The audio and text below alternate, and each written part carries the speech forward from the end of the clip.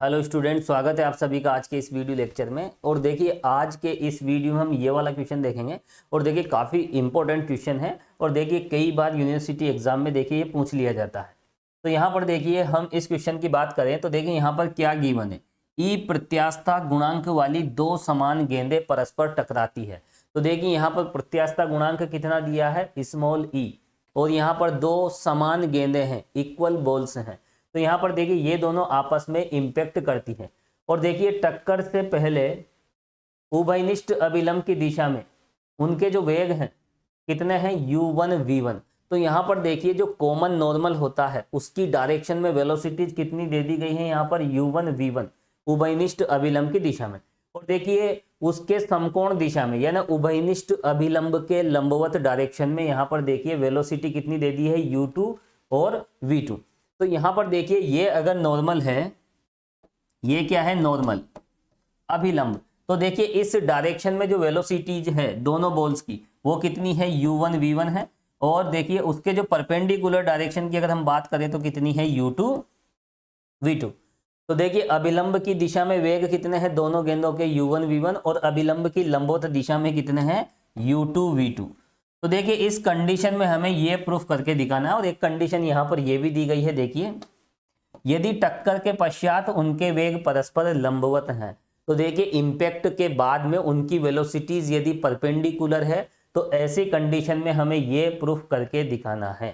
तो देखिए बिल्कुल सिंपल सा देखिए कॉन्सेप्ट यहाँ पर हम यूज करेंगे और देखिए इस तरह के प्रश्न को आसानी से हम सोल्व कर सकते हैं।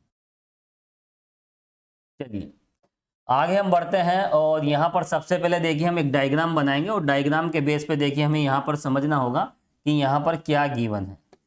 तो रिमूव कर देते हैं। देखिए चलिए कोई बात नहीं, रिमूव नहीं हो रहा है तो आगे हम देखेंगे, वैसे रिमूव हो जाना चाहिए।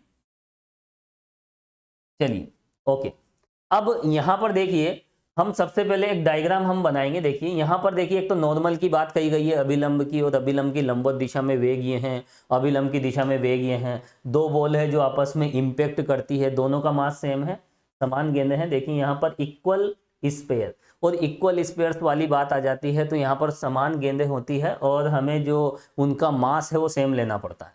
चलिए आगे हम बढ़ते हैं यहाँ पर। तो सबसे पहले हम एक डायग्राम बनाएंगे। देखिए ये एक बॉल है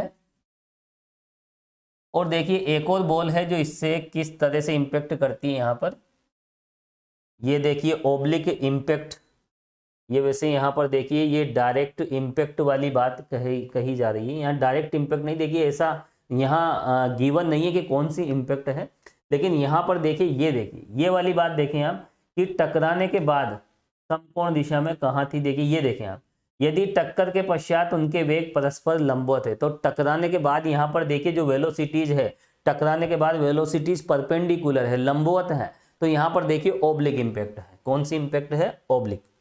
तो चलिए ओब्लिक इंपैक्ट के अकॉर्डिंग हम यहाँ पर डायग्राम बना लेते हैं। देखिए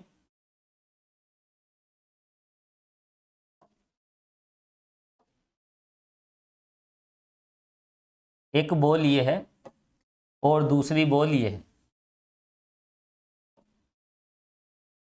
इस तरह से ये आपस में इंपैक्ट करती है। और देखिए इनकी जो लाइन ऑफ इंपैक्ट है वो भी हम बना लेते हैं। ये रही लाइन ऑफ इंपैक्ट, संघट रेखा, और यहाँ पर इसी को हम क्या कहते हैं, नॉर्मल। इस डायरेक्शन में क्या होता है, देखिए यही क्या है, नॉर्मल अभिलंब है, नॉर्मल। अब यहां पर देखिए इस डायग्राम को थोड़ा सा आपको अच्छे से समझना है क्योंकि डायरेक्शंस का बहुत ध्यान रखना पड़ेगा। यहाँ ये देखिए ओब्लिक इंपैक्ट है, यहाँ पर इस तरह से आई है और सपोज कीजिए इस डायरेक्शन में जाएगी, और यहाँ पर ये इस तरफ से आई है और इस डायरेक्शन में जाएगी। और देखिए ये एंगल हम ले लेते हैं φ1 φ2, कुछ भी ले सकते हैं, α1 α2 θ1 θ2। तो यहाँ पर ये एंगल हमने φ1 φ2 ले लिए हैं। अब यहाँ पर देखिए क्वेश्चन के अकॉर्डिंग देखिए उभयनिष्ठ अभिलंब की दिशा में उनकी जो वेलोसिटीज है वो u1 v1 है। तो u1 v1 क्या है, वेलोसिटीज किस डायरेक्शन में, कॉमन नॉर्मल की डायरेक्शन में। कॉमन नॉर्मल जो भी नॉर्मल है देखिए उसकी डायरेक्शन में वेलोसिटी है। तो चलिए यहाँ पर हम आगे बढ़ते हैं। तो यहाँ ये रहा नॉर्मल, ठीक है। उभयनिष्ठ अभिलंब कहाँ होता है, इस डायरेक्शन में होता है। देखिए ये है C1, ये है सेंटर C2, इसका मास देखिए, इसका मास है m और इसका मास भी m है और इक्वल स्पेयर है। अब यहाँ पर देखिए जो वेलोसिटी है, देखिए एक तो इस डायरेक्शन की हम बात करेंगे, ये लीजिए, ये कौन सी डायरेक्शन है, देखिए नॉर्मल की डायरेक्शन। और देखिए इस नॉर्मल की डायरेक्शन में जो वेलोसिटीज है दोनों बॉल की, एक की तो u1 है, दूसरे की v1 है। चलिए v1, और देखिए यहां पर दो वेलोसिटी और है, ये देखिए आप, उसके समकोण दिशा में यानी उस नॉर्मल के परपेंडिकुलर डायरेक्शन में वेलोसिटी कितनी है, u2 और v2। टक्कर के बाद की बात कही जा रही है ना, टक्कर से पहले ये है और उसके समकोण दिशा में, अच्छा टक्कर से पहले की बात है, कोई बात नहीं, ठीक है। तो टक्कर से पहले देखिए, अब हम इसकी परपेंडिकुलर डायरेक्शन हम ले लेते हैं, ये लीजिए। तो देखिए इसकी परपेंडिकुलर डायरेक्शन यानी नॉर्मल की परपेंडिकुलर डायरेक्शन, इसको थोड़ा सा आप इस तरह से बनाओगे, देखिए डायग्राम और अच्छा बनेगा। थोड़ा सा मैं इस तरह से बना देता हूं इसको।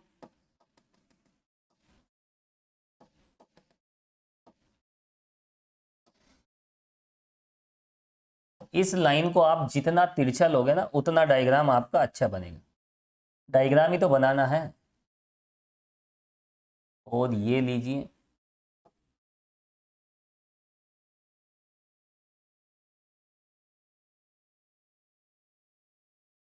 ठीक है।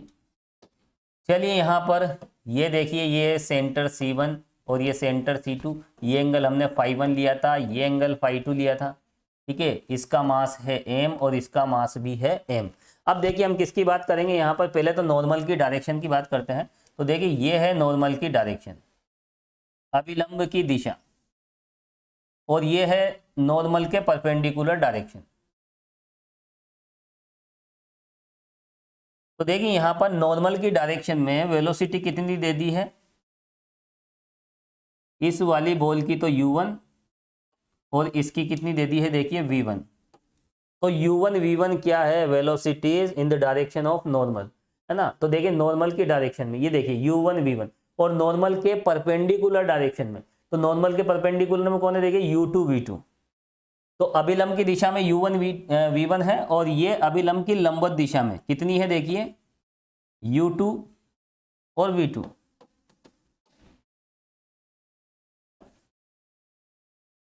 ये लीजिए। तो देखिए ये जितनी भी वेलोसिटी है ये गिवन है, क्वेश्चन में दे रखी है, ठीक है।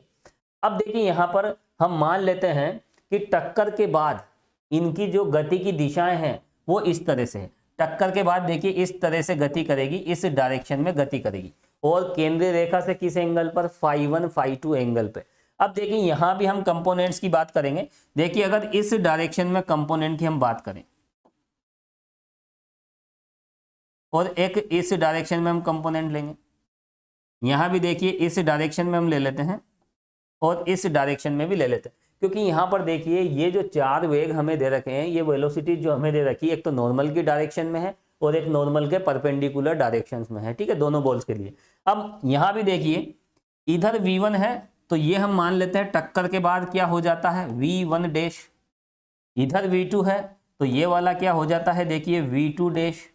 इसी तरह ये क्या हो जाएगा, इधर u1 है तो u1 डैश, और ये कितना हो जाता है, u2 डैश। तो देखिए ये तो हमें यहाँ पर गिवन है। अब यहाँ पर देखिए इस लाइन को हम आगे बढ़ाएंगे इस तरह से, और इस डायरेक्शन को भी हम आगे बढ़ा देते हैं, ठीक है। ये लीजिए। अब यहाँ पर देखिए टक्कर के बाद की जो वेलोसिटी है वो मान लीजिए ये वाली जो बॉल जाती है ये किस वेलोसिटी से जाती है, सिंबल देखिए अलग अलग रखने पड़ेंगे, ये u वेलोसिटी से जाती है, और टक्कर के बाद इसकी जो वेलोसिटी हो जाती है वो कितनी हो जाती है, v। तो देखिए कई तरह के वेग यहाँ पर है, तो आपको ये ध्यान रखना। ये तो देखिए ये गिवन है, ये पहली बॉल के जो वेग हैं अभिलंब की दिशा में देखिए u1 और परपेंडिकुलर में u2, इधर तो u1 इधर u2, और यहाँ पर देखिए टक्कर के बाद ये स्थिति बन जाती है, इस डायरेक्शन में जो वेलोसिटी का कंपोनेंट है वो u1 डैश है और इस डायरेक्शन में u2 डैश है। इसी तरह ये हम मान लेंगे।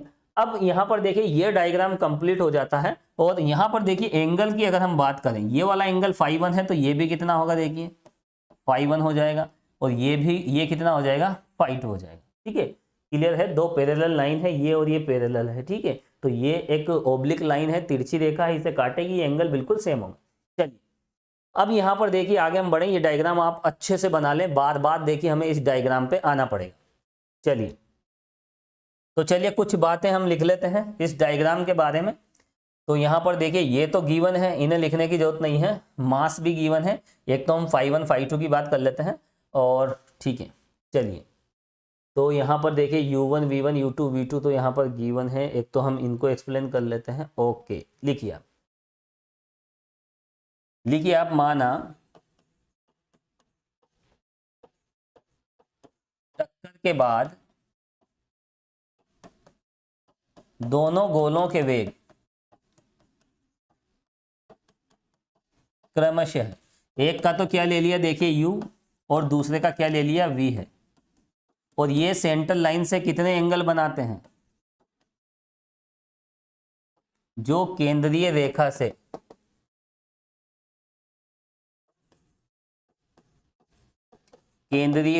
सेंटर लाइन से क्रमशः फाई 1 तथा फाई 2 कोण बनाते हैं।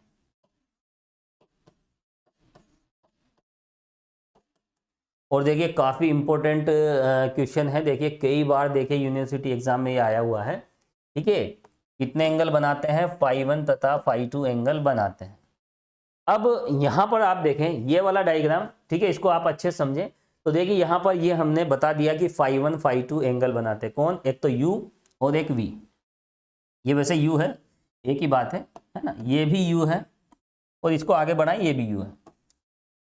अब यहाँ पर देखिए ये जो फाई 1 है और ये फाई 2 है, ये यहाँ पर देखिए ये दोनों परपेंडिकुलर है। u और v क्या है देखिए यहाँ पर, क्योंकि देखिए इम्पैक्ट के बाद में इनकी जो डायरेक्शन है वो परपेंडिकुलर है, ये जो मोशन करेंगे परपेंडिकुलर डायरेक्शन में मोशन करेंगे, समकोणिक गति करेंगे। देखिए क्लियर दिया है यहाँ पर, टक्कर के बाद उनके वेग परस्पर लंबवत हैं, यानी आफ्टर इम्पैक्ट वेलोसिटीज क्या है, परपेंडिकुलर है।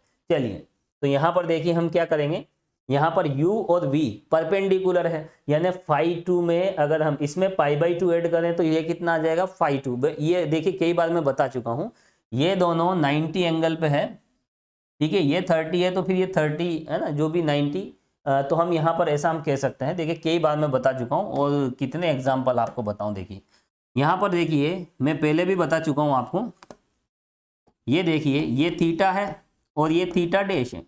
अगर ये दोनों डायरेक्शन थीटा और थीटा डैश, ये दोनों डायरेक्शन 1 और डायरेक्शन 2, अगर ये दोनों आपस में परपेंडिकुलर है तो थीटा डैश माइनस थीटा दोनों में कितना डिफरेंस होगा, पाई बाई 2 का डिफरेंस होगा, है ना।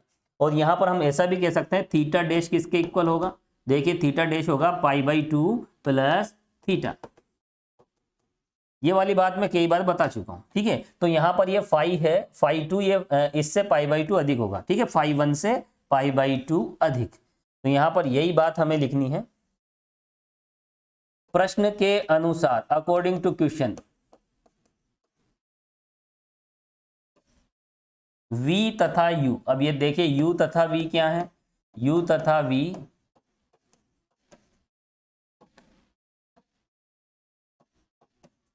परस्पर लंबवत है।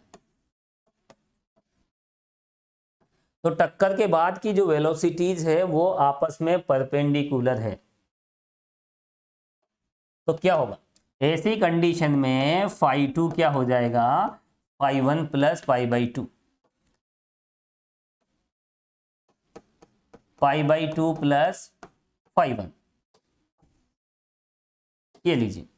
तो यहां पर देखिए टकराने के बाद की जो स्थिति है वो इस तरह से है, दोनों की जो मोशन की जो डायरेक्शन है, गति करने की जो दिशा है वो परस्पर लंबवत है, परपेंडिकुलर है। तो यहाँ पर फाई 2 की वैल्यू क्या हो जाएगी, पाई बाई 2 प्लस फाई 1। अब ऐसी कंडीशन में क्या होगा, अब यहाँ पर देखिए हम एक टर्म कंसीडर करके चलेंगे, तब अब टेन फाइव वन और टेन फाइव टू की वैल्यू हमें निकालनी पड़ेगी। फाइव वन फाइव टू, और वैसे भी देखिए आपको एक बात मैं बता देता हूं, यहाँ पर इसको आप एक्स एक्सिस ले लीजिए, ये एक्स एक्सिस से थीटा डायरेक्शन पे है और ये theta plus pi by two direction पे है। कहने का मतलब ये है ये दोनों परपेंडिकुलर डायरेक्शन में है, ये दोनों आपस में परपेंडिकुलर है। और देखिए जब दो लाइन परपेंडिकुलर होती है तो उनकी स्लोप का मल्टीप्लिकेशन क्या होता है, -1 होता है। प्रवणताओं का गुणनफल -1 होता है जब दो रेखाएं आपस में लंबवत होती है। इसकी स्लोप कितनी हो जाएगी, tan phi 2, और इसकी स्लोप कितनी हो जाएगी, tan phi 1। तो यहाँ पर tan phi 1 और tan phi 2 का जो मल्टीप्लिकेशन है वो -1 के बराबर होगा। जब भी देखिए ये अंतिम वेग, लास्ट वेलोसिटीज अगर परपेंडिकुलर होती है तो इन दोनों एंगल का जो टेंजेंट है उनका मल्टीप्लिकेशन -1 के बराबर होता है। देखिए इस बात को भी हम प्रूफ कर देंगे। यहाँ पर देखिए tan phi 1 और tan phi 2 किसके इक्वल होगा, देखिए tan phi 1 और देखिए tan phi 2। phi 2 की वैल्यू यहाँ पर आप पुट कीजिए pi by two plus phi 1। तो यहाँ पर देखिए ये पाई बाई टू है और यहाँ पर ये किस में बदल जाएगा, देखिए tan phi 1 ये देखिए कोट के इक्वल हो जाएगा, tan 90 plus 5 minus cot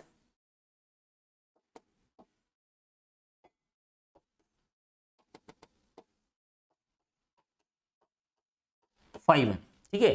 tan 90 plus theta minus cot theta होता है। और यहाँ पर देखिए अगर हम tan और कोट को मल्टीप्लाई करें तो -1 आता है, ठीक है। ये तो आपस में यहाँ पर देखिए 1 हो जाएगा। फाइनल रिजल्ट देखिए ये tan होता 1/कोट है, बहुत छोटी सी मैथमेटिक्स है, सब जानते हैं। तो ये देखिए ये -1 हमें मिला है। और इस तरह से देखिए हम क्या कह सकते हैं, implies that tan phi 1 into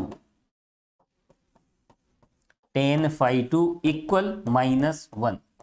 आप ये बात डायरेक्ट भी लिख सकते हो वैसे, है ना, वैसे मैंने बता दिया है आपको प्रूफ करके, कोई कंफ्यूजन नहीं होना चाहिए, बिल्कुल सिंपल सी बात है। यहाँ पर ये दोनों डायरेक्शन परपेंडिकुलर है, यानी ये दोनों लाइन परपेंडिकुलर है। जब लाइंस परपेंडिकुलर होती है, लंबवत होती है, तो उनकी प्रवणताओं का गुणनफल -1 के बराबर होता है। स्लोप क्या होती है, स्लोप का मल्टीप्लिकेशन -1।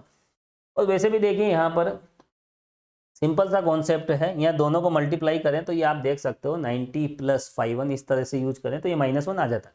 अब आगे हम बढ़ते हैं, चलिए अब यहाँ पर देखिए नेक्स्ट कॉन्सेप्ट हम कौन सा यूज करेंगे। यहाँ पर देखिए लॉ ऑफ इम्पैक्ट है ना, संघट के नियम हमें लगाने हैं। तो सबसे पहले देखिए यहाँ पर कौन सा नियम हम अप्लाई करेंगे। देखिए यहाँ पर हमने tan phi 1 tan phi 2 की वैल्यू किसके इक्वल लाई है, किसके इक्वल लाए हम यहाँ पर देखिए -1 के इक्वल।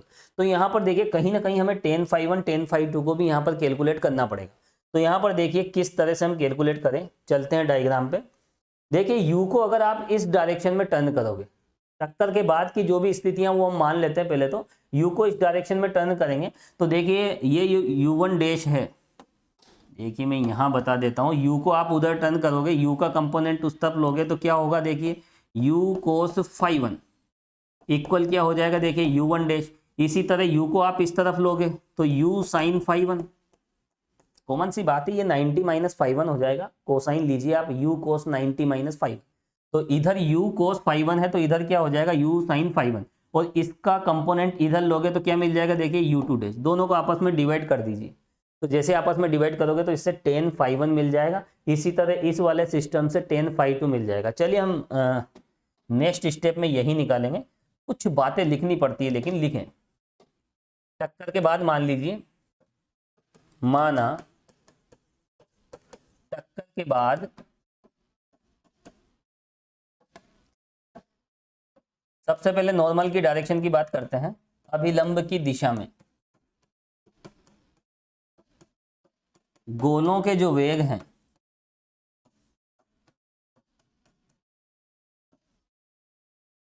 क्या ले लेते हैं, देखिए टक्कर के बाद एक का तो हमने क्या लिया है, अभिलंब की दिशा में नॉर्मल की डायरेक्शन में u1, दूसरे का क्या लिया है v1 डैश।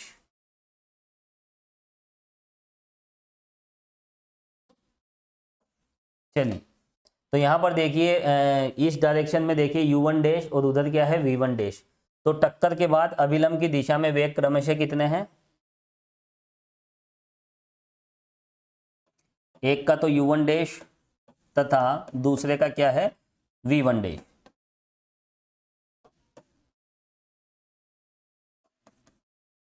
और देखिए अभिलंब की लंबवत दिशा में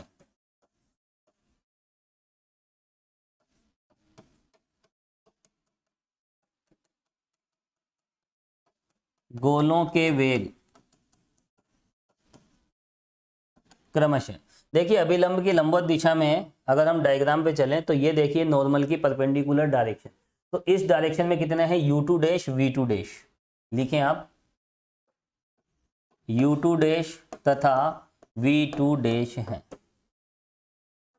तब क्या होगा, जो होगा वो आप देखोगे, देखिए क्या होगा इसके बाद। यहां पर देखिए मैंने अभी बताया था आपको, देखिए u का उस डायरेक्शन में कंपोनेंट u1 डैश है क्योंकि लास्ट वेलोसिटी ये होती है, और इसका इस डायरेक्शन में कंपोनेंट u1 डैश और इस डायरेक्शन में कंपोनेंट u2 डैश। तो u का दोनों कंपोनेंट हम ले लेते हैं, उस डायरेक्शन में लीजिए। तो यहाँ पर देखिए वहाँ पर इस तरह की कंडीशन है, देखिए इधर तो है u1 डैश और इधर कितना है देखिए v1 डैश, ठीक है u1 डैश, अच्छा u2 डैश है, कोई बात नहीं हम u2 डैश ले लेते हैं। u2 डैश पहली बॉल के लिए u सिंबल लिया है, दूसरी बॉल के लिए v लिया है, ठीक है। तो यहाँ पर देखिए, और यहाँ पर देखिए इसकी जो वेलोसिटी है ये कितनी है u, और ये एंगल कितना है φ1। तो देखिए यहाँ पर u cos φ1 किसके इक्वल हो जाएगा, u1 डैश के इक्वल। और देखिए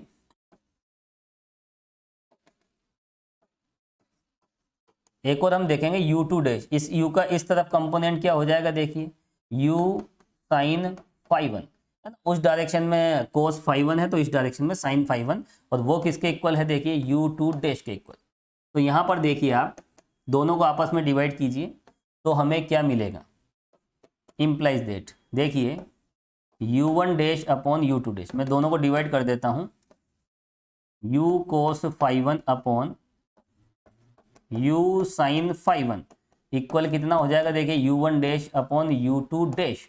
और इससे देखिए u1 डैश ये लेफ्ट में क्या मिलेगा, देखिए यहाँ पर ये अच्छा डिवाइड हम इस तरह से करेंगे, देखिए 10 निकालना है ना, पहले आप ये ले लीजिए, पहले आप ये ले लीजिए, एक ही बात है, बाद में ये ले लीजिए u cos φ1, ठीक है। ये पहले लोगे तो देखिए u2 dash upon u1 dash, clear. तो उधर तो कोसाइन कंपोनेंट आ जाएगा, इधर साइन कंपोनेंट आ जाएगा, ठीक है। और देखिए यहाँ पर ये बनेगा tan φ, और देखिए tan φ1 की जो वैल्यू है वो कितनी मिलेगी हमें, u2 dash upon u1 dash. चलिए अब देखिए सिमिलरली करके लिख दीजिए आप, तो कहीं कोई बार बार कैलकुलेशन करने की आवश्यकता नहीं है, ये तो पहले गोले के लिए। इसी प्रकार tan φ2 कितना हो जाएगा, देखिए दूसरा सिस्टम भी इस तरह से ही है, ये v1 डैश है, इधर v2 डैश है, और यहाँ पर ये v है, और ये एंगल है φ2, ठीक है। तो यहाँ पर देखिए tan φ2 हमें क्या मिलेगा, सिमिलर कैलकुलेशन है, तो यहाँ पर देखिए v2 dash upon v1 dash, ठीक है। तो यहाँ पर देखिए ये बार बार हमें इस तरह की कैलकुलेशन करने की ज़रूरत नहीं है, सिंपल सी कैलकुलेशन है। चलिए तो ये वैल्यूज हम कहाँ पुट करेंगे, इस इक्वेशन नंबर फर्स्ट में। तो लिखें आप फिर tan φ1 और tan φ2 की ये वैल्यूज कहाँ रखेंगे, इक्वेशन फर्स्ट में। तो लिखें आप tan φ1 तथा tan φ2 के इन मानों को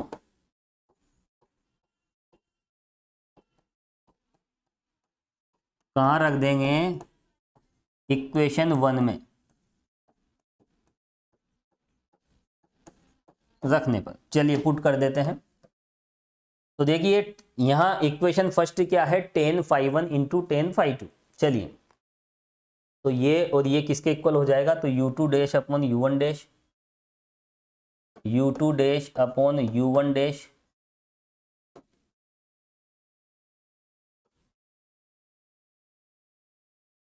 into v2 dash upon v1 dash किसके इक्वल होगा, देखिए -1। देखिए यहाँ पर सिंपली हमने वैल्यूज पुट की है, और इससे देखिए एक इक्वेशन हमें मिलेगी u2 dash v2 dash minus u1 dash v1 dash. तो देखिए ये तो एक कॉमन सा कॉन्सेप्ट है। यहाँ पर देखिए ये प्रश्न थोड़ा सा हटके है, यहाँ पर हमें पहले ही अभिलंब और अभिलंब की लंबवत दिशा में जो वेलोसिटी होती है उसके कंपोनेंट हमें दिए। वेलोसिटी के कंपोनेंट हमें एक तो इस डायरेक्शन में दे दिए और एक इस डायरेक्शन में। मेन वेलोसिटी तो ये होती है, तो यहाँ पर अभिलंब और अभिलंब की लंबवत दिशा में इस तरह से हमें कंपोनेंट दिए गए हैं, u1 डैश u2 डैश, और दूसरी बॉल के लिए क्या दे दिया है, v1 डैश v2 डैश, है ना, ये हमें ऑलरेडी यहाँ पर दिए हैं। तो देखिए उन्हीं में हमने रिलेशन निकाल लिया, एक रिलेशन बिल्कुल सिंपली हमने फाइंड किया है, दिस इज नंबर 2। और देखिए यहाँ पर कॉमन सी बात है, यहाँ देखिए हमने यही तो रिलेशन प्रूफ किया है, टकराने के बाद जो उनकी गति की दिशाएं हैं वो परपेंडिकुलर है, तो उनकी स्लोप का मल्टीप्लीकेशन क्या होगा, tan phi2 कितना होगा -1, और tan phi1 tan phi2 की वैल्यू हमने निकाली और इसमें पुट की, तो ये रिजल्ट मिला है। देखिए अभी तक हमने इतनी ज्यादा कैलकुलेशन नहीं की। अब देखिए यहाँ पर लॉ ऑफ इम्पैक्ट की हम बात करेंगे, संघट के नियम हमें यूज करना है। गिनती के 3 ही तो नियम हैं, अभिलंब की लंबवत दिशा में वेग समान होते हैं, नॉर्मल की परपेंडिकुलर डायरेक्शन में वेलोसिटी इक्वल होती है, एक तो ये हो गया। दूसरा देखिए न्यूटन का है, तीसरा कंजर्वेशन ऑफ मोमेंटम, संवेग संरक्षण का सिद्धांत। अब देखिए यहाँ पर हम और अगर संघट के नियमों का यूज करें, देखिए डायग्राम पे हम चलते हैं। देखिए ये है नॉर्मल, और हमने क्या देखा था, देखिए इस नॉर्मल की परपेंडिकुलर डायरेक्शन में अभिलंब की लंबवत दिशा में वेग समान होते हैं। तो देखिए अभिलंब की लंबवत दिशा एक तो ये रही, ये नॉर्मल, और ये नॉर्मल की परपेंडिकुलर डायरेक्शन, इस डायरेक्शन की मैं बात कर रहा हूं। तो एक तो क्या है, देखिए u2 है, ठीक है, कहां से आ गया देखो, इसको तो हटा देते हैं, ये लीजिए।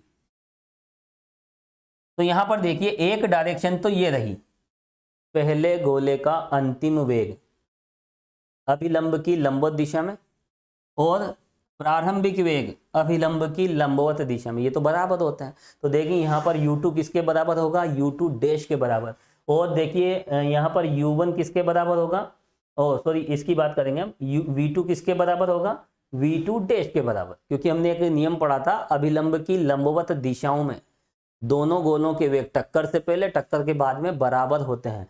तो पहली बॉल का टक्कर के पहले का वेग नीचे वाली डायरेक्शन में यानी अभिलंब की लंबवत दिशा में, और टक्कर के बाद अभिलंब की दिशा में यानी नीचे वाली डायरेक्शन में टक्कर से पहले और टक्कर के बाद जो वेग के जो कंपोनेंट्स होते हैं, घटक जो होते हैं, वो बराबर होते हैं। तो यहां पर देखिए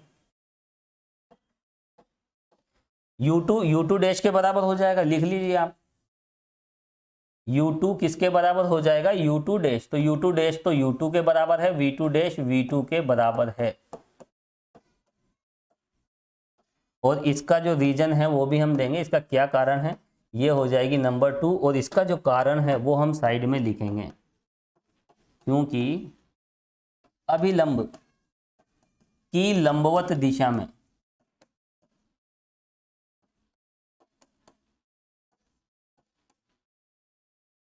वेग क्या होते हैं, समान होते हैं। और देखिए टक्कर से पहले और टक्कर के बाद, ज्यादा मैंने नहीं लिखा है, शॉर्ट में लिखा है, before impact after impact, normal की परपेंडिकुलर डायरेक्शन में वेलोसिटी के जो कंपोनेंट्स होते हैं वो इक्वल होते हैं, ठीक है। तो यहाँ पर देखिए कॉमन सी बात है, ये जो u2 डैश है वो u2 के बराबर होगा और v2 डैश v2 के बराबर होगा। चलिए, तो यहाँ तो कंपोनेंट हमें दे रखे हैं, तो डायरेक्ट हमने वो रूल अप्लाई कर दिया है। तो यहाँ पर देखिए ये वाली कंडीशन इसमें बदल जाती है। अब देखिए अब कौन सा नियम लगाएंगे, न्यूटन्स लॉ ऑफ इम्पैक्ट, संवेग न्यूटन का नियम हम लगा देते हैं। और कौन सी डायरेक्शन में लगाएं, देखिए ये क्वेश्चन हमें C1 C2 डायरेक्शन में ही न्यूटन का नियम लगाना है। चलिए लगा देते हैं हम,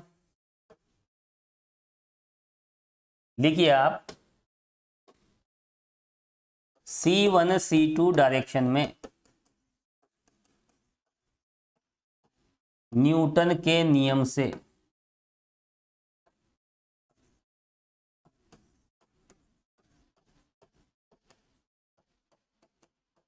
अब देखिए न्यूटन का नियम हम कैसे लगाएं, देखिए लास्ट वेलोसिटी। अब देखिए लास्ट वेलोसिटी क्या है, यहां पर देखिए न्यूटन का नियम हम लगा रहे हैं, ये u1 डैश है। चलिए अब मैं क्या बता रहा था, यहाँ पर न्यूटन का नियम हमें लगाना इस सिस्टम पे। तो देखिए यहाँ पर हम C1 C2 डायरेक्शन में लगा रहे हैं, तो C1 से C2 की डायरेक्शन में देखिए लास्ट वेलोसिटी क्या है, देखिए ये लास्ट वेलोसिटी, ये सब लास्ट वेलोसिटीज है और ये सब इनिशियल है, प्रारंभिक वेग है, ठीक है, अलग अलग डायरेक्शन में, ठीक है, अलग अलग डायरेक्शन में। तो यहाँ पर देखिए हमें तो इस डायरेक्शन में वेलोसिटी का कंपोनेंट लेना होता है जो कि यहाँ पर v1 डैश है, और इस डायरेक्शन में देखिए यहाँ कितना है, इधर v1 है, और यहाँ पर इस डायरेक्शन में u1 है, और इस डायरेक्शन यानी कुल मिला के देखिए अभिलंब की दिशा में यानी c1 c2 डायरेक्शन में इनकी वेलोसिटीज क्या है, u1 v1 u1 dash v1 dash. तो देखिए टक्कर के बाद की बात कर लेते हैं। टक्कर के बाद जो वेलोसिटी है इस डायरेक्शन में c1 c2 में क्या है, एक तो u1 डैश है और एक v1 डैश है। तो देखिए लास्ट वेलोसिटीज का डिफरेंस, और पहले मैं यही बता देता हूं, देखिए आपको यही लगा देते हैं हम न्यूटन का नियम। देखिए इसकी लास्ट वेलोसिटी इस डायरेक्शन में u1 डैश, और इस वाली बॉल की लास्ट वेलोसिटी इस डायरेक्शन में यानी c1 c2 डायरेक्शन में v1 डैश। लास्ट वेलोसिटी का difference equal minus E of, अब देखिए इनिशियल वेलोसिटीज का डिफरेंस, प्रारंभिक वेगों का अंतर उसी डायरेक्शन में, तो देखिए कितना है u1 माइनस v1। तो देखिए यहां पर इस तरह से हमने यहां पर देखिए न्यूटन का नियम हमने अप्लाई किया है। तो देखिए u1 डैश v1 डैश, यही लिख देते हैं हम, u1 dash v1 dash minus sorry equal minus E of u1 minus v1। और देखिए ये हो जाएगा, देखिए कौन सा इक्वेशन, थर्ड इक्वेशन।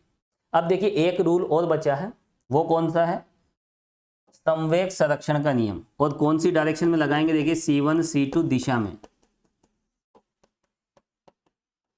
संवेग संरक्षण के नियम से।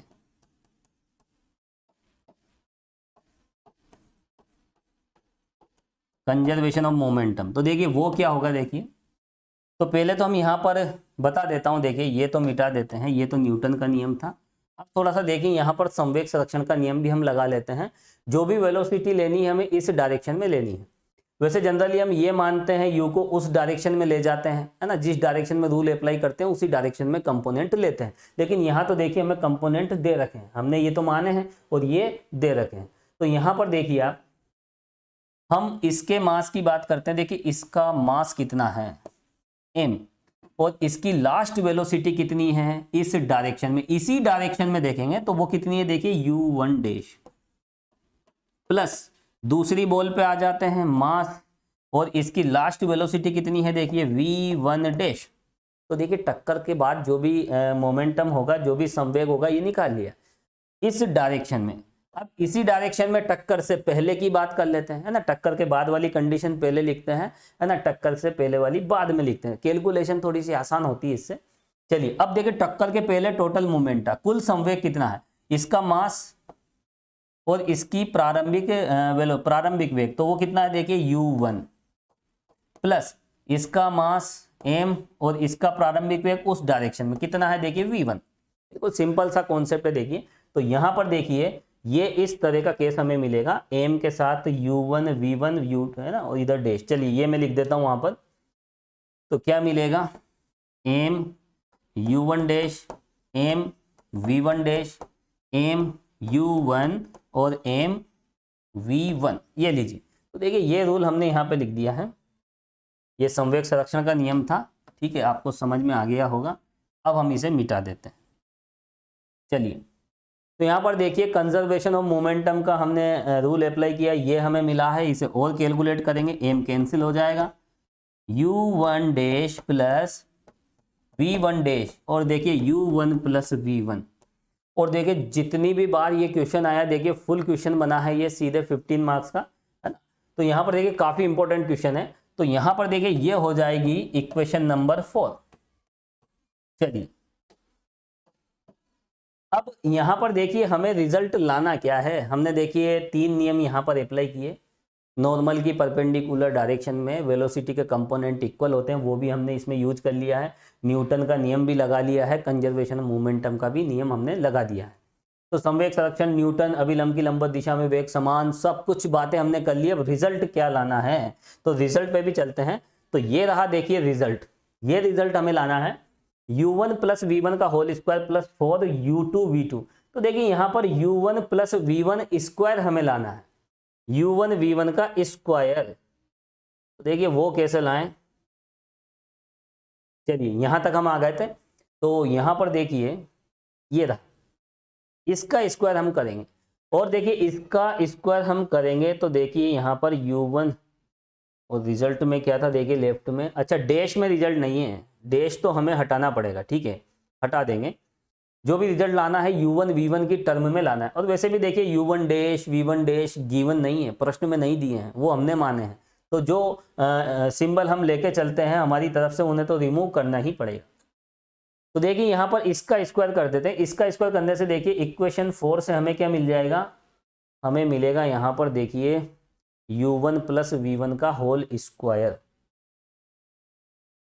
और यहाँ पर देखिए इसका भी होल स्क्वायर। ठीक है, तो एक काम करते हैं, देखिए इसके स्क्वायर में से इसका स्क्वायर सब्ट्रैक्ट कर देते हैं, इसका वर्ग करेंगे और इसका वर्ग करेंगे, दोनों को आपस में घटा देंगे। तो देखिए u1 स्क्वायर है ना, u1 डैश स्क्वायर, और यहाँ पर u1 डैश स्क्वायर कैंसिल हो जाएंगे। इसी तरह v1 dash square v1 dash square cancel हो जाएंगे, और यहाँ बचेगा देखिए 2u1 dash v1 dash, subtract करेंगे तो उधर भी क्या बचेगा 2u1 डैश v1 डैश, और u1 डैश v1 डैश तो देखिए u2 v2 के इक्वल होता है। तो जितनी भी ये डैश हैं, ये डैश वाले सिंबल सब यहाँ से रिमूव हो जाएंगे। तो हम इसके स्क्वायर में से इसका स्क्वायर सब्ट्रैक्ट कर देते हैं। तो लिखें आप इक्वेशन 4 का स्क्वायर कर दीजिए माइनस इक्वेशन 3 का स्क्वायर कर दीजिए, दोनों को सब्ट्रैक्ट कर दीजिए। देखिए हमें क्या मिलेगा, तो यहाँ पर देखिए u1 डैश v1 डैश का होल स्क्वायर, u1 डैश और v1 dash whole square minus ऊपर क्या था देखिए यहाँ पर u1 dash minus v1 dash का होल स्क्वायर इक्वल, और यहाँ पर देखिए राइट साइड में है देखिए u1 प्लस v1 का होल स्क्वायर। चलिए u1 प्लस v1 का होल स्क्वायर माइनस, और यहाँ क्या है देखिए यहाँ इसका स्क्वायर करेंगे, देखिए इसका स्क्वायर करेंगे तो पॉजिटिव हो जाएगा, और बाद में हम सब्ट्रैक्ट करें तो माइनस ही आएगा, माइनस ई स्क्वायर और u1 माइनस v1 का होल स्क्वायर, ये स्क्वायर ये लीजिए। देखिए यहाँ पर एक बार हम क्रॉस मैच कर लेते हैं, ओके ये लीजिए। तो देखिए इक्वेशन 4 के स्क्वायर में से इक्वेशन 3 का स्क्वायर सब्ट्रैक्ट कर दिया है, तो ये हमें मिला है। अब इसे हम सोल्व करते हैं, तो देखिए यहाँ पर सब कैंसिल हो जाएंगे, ये मिलेगा यहाँ पर देखिए फाइनली डायरेक्ट में लिख देता हूँ, इसको आप कैलकुलेट करें, कॉमन सी बात है। इसका 2u1 डैश v1 डैश, तो यहाँ पर देखिए 4u1 डैश v1 डैश, बहुत छोटी सी कैलकुलेशन है। और राइट साइड में आप देख सकते हैं u1 v1 square minus E square u1 minus v1 whole square. अब देखिए हमें रिजल्ट किस तरह से लाना है, हम बैलेंस कर लेते हैं। अच्छा ये टर्म इधर है, ई वाला उधर है, ओके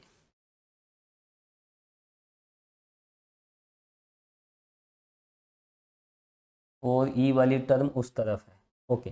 लेकिन यहाँ डैश भी हटा लेते हैं, देखिए वहां पर डैश नहीं आ रहा। तो देखिए u1 डैश v1 डैश कितना है, ये वाली इक्वेशन देखिए u1 dash v1 dash minus, ये माइनस इधर ले लो, तो इसकी जगह हम क्या लिख सकते हैं, देखिए माइनस u2 v2, ठीक है। इक्वेशन नंबर कौन सी यूज कर रहे हैं हम, ये वाली। देखिए इक्वेशन सेकंड से u1 डैश v1 डैश की वैल्यू हम निकालेंगे और यहाँ पर देखिए पुट कर देंगे, ठीक है। और ये तो 4 है ना साथ में, तो कितना है देखिए 4, ठीक है। इसकी वैल्यू हमने निकाली, और देखिए समझने के लिए हम ऐसा भी लिख सकते हैं, डोंट वरी कोई दिक्कत नहीं है, समझ में आना चाहिए।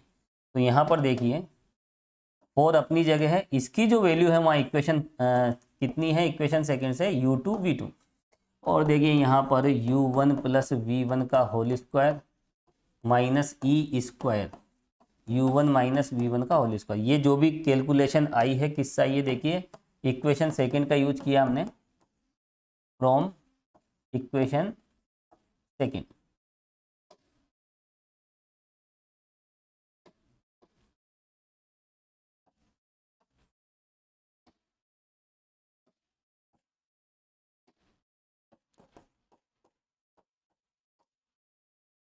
सेकंड, ठीक है। तो इक्वेशन सेकंड से यहाँ पर ये वैल्यू हमने पुट कर दी। अब देखिए रिजल्ट भी आ चुका है, कुछ टर्म है जो आप बैलेंस कर लीजिए, तो इसको तो हम इस तरफ ले लेंगे, ठीक है। अब देखिए उस वाली टर्म को आप इधर ले लें, तो ई स्क्वायर u1 माइनस v1 का, और वैसे देखिए फाइनली जो लाना है वो ला देता हूँ मैं, तो है ना। और यहाँ पर इसको इधर लाओगे पॉजिटिव, उधर जाएगी तो पॉजिटिव, ये दोनों टर्म पॉजिटिव हो जाएगी। तो देखिए u1 प्लस v1, ये राइट साइड में, इसको भी राइट में ले जाएं तो पॉजिटिव u2 v2, और यहाँ पर देखिए ये लेफ्ट में आ जाएगी तो इसका साइन बदल जाएगा। तो देखिए इस तरह से यहाँ पर हमें ये रिलेशन मिला है, और ये देखिए यही रिजल्ट हमें लाकर दिखाना था।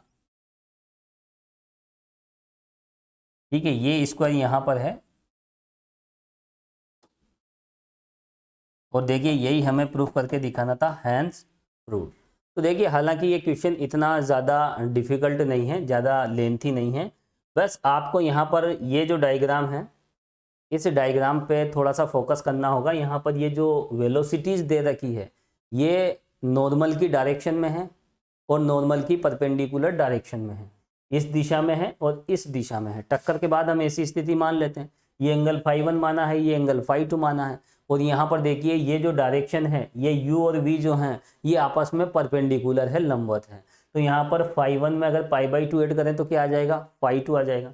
तो देखिए यहाँ पर इस वजह से देखिए ये इन दोनों का मल्टीप्लिकेशन -1 हो जाएगा।